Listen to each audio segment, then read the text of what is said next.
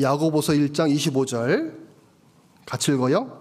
자유하게 하는 온전한 율법을 들여다보고 있는 자는 듣고 잊어버리는 자가 아니요 실행하는 자니 이 사람이 그 행하는 일에 복을 받으리라. 자, 듣고 잊어버리는 자가 아니요 실행하는 자니. 자, 이것이 믿음이 있는 사람들의 모습입니다. 믿음이 있는 사람은 실제 행동을 취하는 겁니다. 믿음은 무엇인가를 행하는 거죠. 생각만 하는 것이 아니라 그냥 주저앉아서 탄식하는 것이 아니라 행동하는 겁니다. 내가 할 수 있는 최선의 것을 행하는 것이, 자, 이것이 믿음입니다. 로마서 15장 1절 2절. 자, 이 말씀도 같이 읽어요. 우리 강한 자가 마땅히 연약한 자의 약점을 담당하고 자기를 기쁘게 하지 아니할 것이라. 우리 각 사람이 이웃을 기쁘게 하되 선을 이루고 덕을 세우도록 할지니라.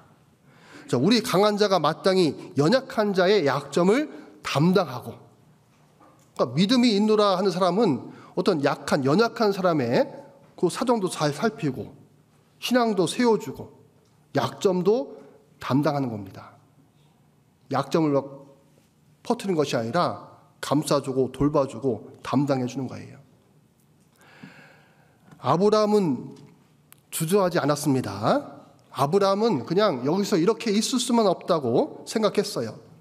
그러니까 롯이 사로잡혔다는 소식을 들었을 때 아브라함은 머리로만 생각하거나 고민하거나 하지 않았습니다.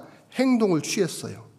그래서 아브라함은 자기 집에서 훈련한 318명의 용사를 거느리고 조카를 구출하러 떠납니다. 창세기 14장 14절. 아브람이 그 조카의 사로잡혔음을 듣고 집에서 길리고 연습한 자 318인을 거느리고 단까지 쫓아가서. 자, 아브람은 평소에 이렇게 힘을 키우고 있었어요. 그래서 포로로 잡혀간 자기 조카 롯을 구하기 위해서 행동에 옮겨야 할 그런 상황이 되었는데, 놀랍게도 그가 평소에 자기 집에서 사병을 키우고 있었다는 겁니다. 그러니까 집에서 길리고 연습한 자 318인을, 318명의 군사가 있었어요. 평소에 칼을 쓰는 방법도 이렇게 가르치고 활 쏘는 법도 이렇게 연습하고 전투하는 법도 가르쳐서 대비를 하고 있었던 겁니다. 318명의 숫자가요 별로 많지 않다 이렇게 느낌이 들지만 한 가정에 이 정도의 사병을 데리고 있는 것은 대단한 겁니다. 이처럼 아브라함의 태도를 보면요 또 좀 이상하다 이렇게 생각할 수도 있죠. 아브라함의 믿음과 좀 모순이 되는 행동같이 보여집니다. 하나님이 왜 지켜주시는데 왜 자기 집에서 사병을 키우는가 그렇게 생각할 수도 있어요. 하나님께서 가나안 땅에 아브라함을 보내시면서 약속을 해주셨습니다. 너를 저주하는 자는 내가 반드시 저주를 받을 것이다. 하나님 지켜주시겠다는 거잖아요. 이 세상에서 우리 구원받은 사람들을 누가 핍박하면 하나님 도와주신댔잖아요. 지켜주신다고. 철저하게 아브라함을 보호해 주신다는 약속입니다. 그러니까 이런 약속을 받고 가나안 땅에 온 사람이 왜 자기 집에 사병을 양성하고 있습니까? 무엇이 못 믿어서 그랬던 것일까 오해할 수 있습니다. 아브라함은요 매우 현실적인 사람이라고 생각돼요. 하나님께서 보호하시고 하나님이 지켜주십니다. 어려울 때 기도하면 하나님께서 도와주십니다. 그런데 아브라함은 자기가 해야 할 책임은 해야 한다고 생각했어요. 자기의 지식과 지혜를 총동원해서 자기 자신의 안전을 위해서, 우리 집의 재산을 보호하기 위해서, 하나님의 자녀로서 부끄러운 일을 당하지 않기 위해서 힘을 키워야 한다고 생각했던 겁니다. 세상을 살다 보면요 힘이 필요할 때가 있습니다. 우리도 마찬가지예요. 힘을 가져야 남보다 더 앞설 수 있고 힘을 가져야 불행도 예방할 수 있는 겁니다. 힘을 가져야 내 생명과 내 자산을 지킬 수 있고 보호할 수 있는 거예요. 힘을 가져야만이 우리 주변의 사람들에게 선한 영향력을 끼칠 수 있는 겁니다. 힘이라는 것이 이렇게 중요해요. 근데 그런 힘을 키우는 데는 상당한 노력과 투자가 희생이 필요합니다. 아무리 믿음이 좋은 아브라함과 같은 사람일지라도 자기가 노력을 하지 않으면 힘이 생기지 않습니다. 자기 자신이 투자하지 않으면 남다른 힘을 유지하기가 어렵습니다. 믿음이 대신 해주는 것이 아닌 겁니다.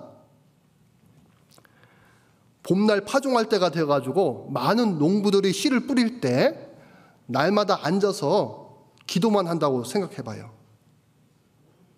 기도가 뭐 씨를 뿌려줍니까? 절대 뿌려주지 않죠? 자기가 나가서 직접 뿌려야 합니다. 남들이 한창 추수를 하고 있을 때 집에 앉아서 성경 공부만 한다고 생각해봐요. 그 성경 공부가 추수를 해줍니까? 안 해줍니다. 자기가 직접 나가서 추수해야 해요. 땀을 흘려야 합니다. 노력해야 합니다. 하나님은 아브라함이 무조건 승리하게 해주신 것이 아니잖아요. 아브라함 평상시에 철저하게 준비한 사람이었어요. 집에서 길리고 연습한 자. 집은 디모데전서 3장 15절에 하나님의 집인 교회를 의미합니다. 우리는 평소에 하나님의 집인 교회에서 얼마나 신앙의 연습을 통해서 연습하고 준비하고 있을까요? 아브라함은 충동적으로 아무런 계획 없이 전쟁에 나간 것이 아닙니다. 전쟁에 필요한 친밀한 전략을 짰어요. 여기 보면 밤을 타서, 낮에 간 것이 아니죠? 밤을 타서, 그리고 가신을 나누어서 318명이 또 나눠서 공격했습니다. 우리들도 어떤 문제 앞에 딱 놓여졌을 때 철저하게 계획하고 협력해서 나아가야 합니다. 믿음은 무모한 것이 아닙니다. 믿음은 무책임하고 무계획적인 것이 아닌 거예요. 그리스도인들은 믿음 안에서 전쟁을 한 거예요. 우리가 다른 방법으로 전쟁하려 할 때는요, 패할 수밖에 없습니다.